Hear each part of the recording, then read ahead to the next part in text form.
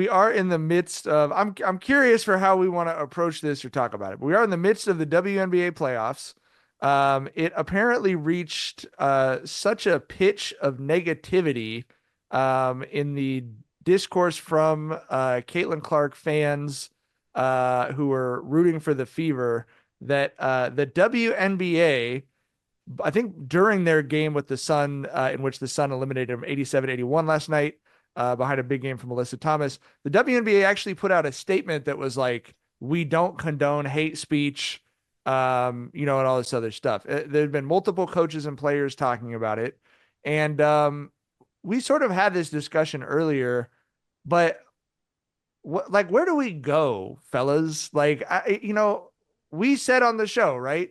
This type of quote unquote conflict, that is what drives American culture, for mostly worse and better if you're only looking at it from a profit perspective. Mm-hmm. But how do we end up here where it's people rooting for the Fever wearing Trump hats, making fun of the nails that black women in the WNBA are working? And is there any way to put that shit back in the tube, or are we just doomed to the worst discourse possible going forward? Oh no, it's over, dog. Like there's no coming back from this, I don't think. I mean, I thought when there was that whole little controversy with Caitlin Clark liking Taylor Swift's post about her promotion for Kamala, I was like, oh, this is probably going to get the right wing nuts, to stop being as fervent about her as they are. But that did nothing, as we've obviously seen. But yeah, I mean, it's just the fact of the matter is you cannot separate race from the dynamic here, no matter how much people were trying to do that. The fact of the matter is that a lot of flat out racist people saw a white girl going into a league that is dominated by black women, and they started supporting her for reasons that had nothing to do with basketball. And we've seen that play out in very real ways, from crowd heckling, like we mentioned, from a very disturbing email that I don't even want to repeat the contents of it that Dejanay got. Yeah. I don't think there's any way to go back from this. I mean, when it comes to shit like this in a sports league, you just kind of have to hope that these fucking idiots tucker themselves out and they're the ones who quit. I don't think there's anything we can do about them. What happened in the 80s when it was, what I'm saying, Magic and Bird? We didn't have social media. I know, yeah, for sure. But I'm wondering, how did it look? Was it that version of what's going on now, and it just took time for it to, to get away from that and be focused more on the hoops? Because I mean, that, a race war is what saved the NBA. A race war is what's saving the WNBA. You know what I mean? Obviously, got to a point where people were just talking about the basketball, focusing on the athletes. But yeah, I don't know, G. I don't know how we get away from that. But I mean, once it's open, bro. There ain't no going back. Yeah. I don't see anybody they don't care what the WNBA thinks. You know what I mean? These people that are saying these things, I mean, they had to come out and make the statement, but it's not going to change anything. I don't know if anybody can. I don't even know if, I think it's too far for, Cece to even do anything. I mean, she could come out and say, she doesn't fuck with it. I think she has in tough moments. You know what I mean? Yeah, but, it's not her. It's the, she's not the reason behind it. And it's tough to compare to Magic and Bird also because the other dynamic, in addition to the race dynamic, is that people in America hate women. So many of them hate women, and they hate black women specifically. Facts. So that's what makes it even a level up from whatever. Not that I was alive for the Bird Magic stuff, but it feels like a level up from that because not only do they hate black people, they hate women, and they hate black women the most. So it's just so many different ways that people feel superior to these athletes and feel like they can talk down to them and say whatever they want to them because they kind of can without consequence. That's the social media part of it is people can just say shit and there's no consequences for them. It's insane. I do think that's part of it where my grandpa is Italian. My grandpa would root for an Italian boxer or for a white boxer 100%. But in the politics of the time that I was growing up, that we were growing up, it's obviously not that there was not racism. It was that he would never be comfortable saying anything, even as a conservative old Italian guy. He would never consider saying something stronger than, oh, he's my kind of guy or something. It would never be look at her fucking nail. Right. You know what I mean? And there's just such a nakedness to the way hatred is being spewed now. was passive aggressiveness said in person at most. Right. You know what I'm saying? Like, but now because you said you can say it in a particular It's calling way. Tiger Woods a gentleman, right? Like I root for Tiger Right. Woods because he's a gentleman. It's like, you fucking racist. Right, like, for sure. right. Yeah, but yeah. I don't know, man. Them Lakers said they heard some shit going about Boston Garden, so I don't think this is a new thing. Yeah, I'm not. No, that's true. And I'm just speaking to his experiences. Like my grandpa is probably an example of the because Caitlin Clark did bring a lot of new fans to WNBA, obviously, right? Like the ratings and everything speak that out. But like there, I guess that's sort of where I'm trying to find a spot to land ethically is like, is increasing your audience in America at this point necessarily an immoral act? Jesus. but like, do you know what I mean? Like it doesn't seem like with how polarized the country and social media discourse and everything else is. I'm mostly talking about the internet from my experience, at least. Like, you can't really open yourself to a large new audience without it being fucking horrible, right? Like, I'm wondering if, like, in the 80s, would somebody have spoken to Dejanay in the way that person spoke to him? Like, in person, would somebody have walked up and had access to her in the way where she would see that and her hear that directly to her? You know what I'm saying? Like, you walk into the Boston Garden, motherfuckers just saying wild shit to the Lakers. You know what I mean? It's not like somebody's in Magic face breaking down how much they hate that person or who he is. Yeah. And so that's why I think the difference in social media is where it's very personal attacks directed right at you. Right. You know what I'm saying? But impersonally to the person who's directing. And you have no way to combat that.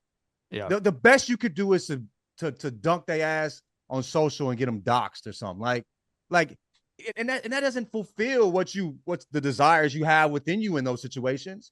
It's just it's a I don't know, it's a losing battle, but I just feel like currently it's just such a different way of having to defend yourself, or like the best defense you have is not being on social media. You know what I mean? Like, and it's still like, in the media, you'll see people talking shit, you know what I'm saying? So I don't know, man, it's hard. Yeah. Yep. Like, even, I mean, like, dude, you can turn on ESPN and see some weird shit being said. You know what I'm saying? It's not just like fucking weirdos with 12 followers on Twitter. You know what I'm saying? We're seeing some weird shit by talking heads. Some motherfuckers that were trusted at a point. You feel what I'm saying? Like, dog, if I'm a black woman in the WNBA, I'm feeling a particular type of way, G. You know what I mean? For sure.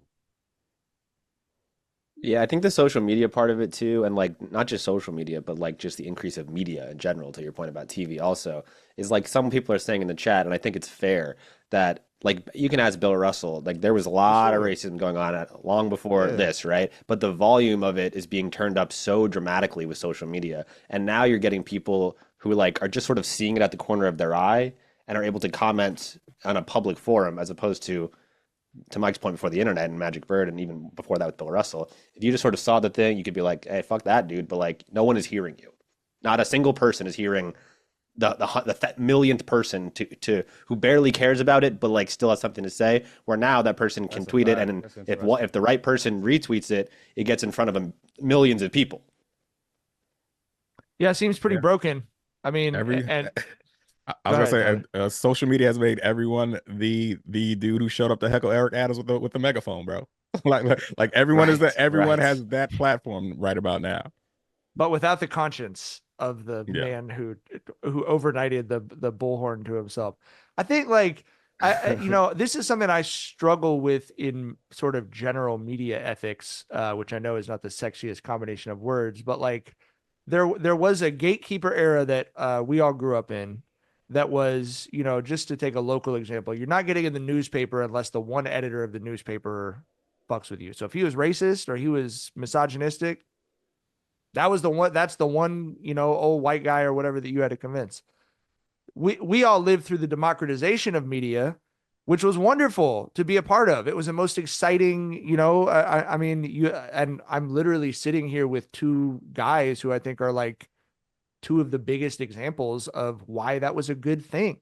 Like getting different voices who are able to be in their own space that they could be authentic in That was the best. Like, oh wow, now I get like this funny guy's commentary on the NBA. I get these two dudes talking about animals. No one would have put that on a TV show, but it was the funniest fucking shit that I was seeing, right? But now it's like it's so democratized. It's like we need a taste of the gatekeeping. So, you know what I mean? Like, Bring gatekeeping back. How does the chat think about that, nigga? Because y'all was on my ass over a whale, nigga. yeah. Over a dead whale carcass, nigga. But do you know what I'm saying? Like the more opened up, I hear what you're saying, though. But because I think we all agree, like the more opened up a space is to everyone talking at the same time, the less I'll just say it as a consumer, the less interest I have in being there. What was good when we got on Twitter was when I followed 1,100 people on Twitter, I followed every interesting person I thought existed on planet Earth. That was it. And now it's like the algorithm, every time I open the 562 account, which I don't have, like, I haven't gone through and blocked everything that I have on my personal one. It's Elon shoving as much disinformation as possible onto the timeline. You know what I mean? So I guess Elon has brought back gatekeeping in the worst way. I guess that's a good argument against it. That For You tab racist as fuck too, bro. Because I'm like, I don't like none of these niggas. What do you think I am? Who do you think I am? I saw a tweet that was like the For You tab on Twitter is basically just like a 4chan message board now. I haven't been on it. What is it's all that type of shit. Sometimes I get on and it's just For You. It's not my actual timeline. It's just there, and I forget like, to have to swipe over to my timeline. What is this? You know what I mean? I'm like, oh shit, I don't follow these. I'm like, who's retweeting this bullshit? I'm gonna block a nigga. Who's retweeting this bullshit on my? Who I need to unfollow? Who's reading this bullshit on my timeline? You know what I'm saying? And it's Elon trying to like make the TikTok algorithm on Twitter, but is like, to your point, it's not actually a good algorithm. It's just him shoving all these horrible voices at everybody. Yeah. All right. Great stuff. Love bringing up really a segment. The conclusion of which is yes, we're all fucked, but I do feel like there's some honesty to that. So I don't know. Ready to place your first NFL bet? Try betting on something simple like a player to score a touchdown. Go to the DraftKings Sportsbook app and make your bet today. I'm not really a Commanders fan, but they got the Giants and Bengals the next couple of weeks, so I am excited to see how Jaden Daniels handles those tests. Ready to do a touchdown dance of your own? New DraftKings customers bet $5 to get $250 in bonus bets instantly and get 1 month of NFL Plus Premium. TD, Tutty, take it to the house, in for 6, whatever you call it, touchdown. One thing's for sure, touchdowns matter more at DraftKings Sportsbook, an official sports betting partner of the NFL. On the ground, in the air, from the special teams or defense, we don't care how they score them. We want to bet on touchdowns. And DraftKings Sportsbook is the #1 place to bet touchdowns. Download the DraftKings Sportsbook app and use code Jenkins. That's code Jenkins, Jenkins, for new customers to get $250 in bonus bets when you bet just $5 and get 1 month of NFL Plus Premium. Only on DraftKings. The crown is yours.